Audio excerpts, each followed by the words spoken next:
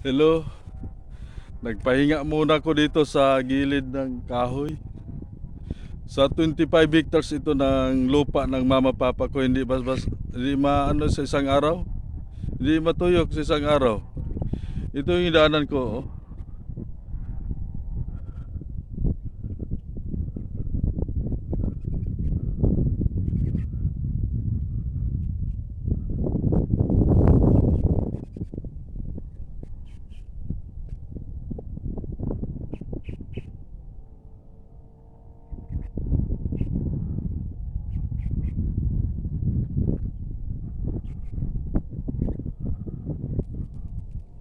Virgin Forest pa ito.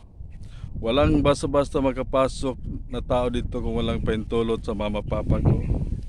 Walang basta-basta makapasok. Kung may pumasok na walang paintulot, napakadelikado nila.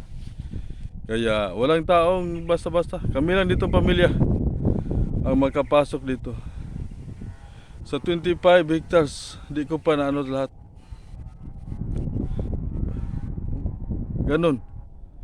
Hindi pa matuyok. Dili pa.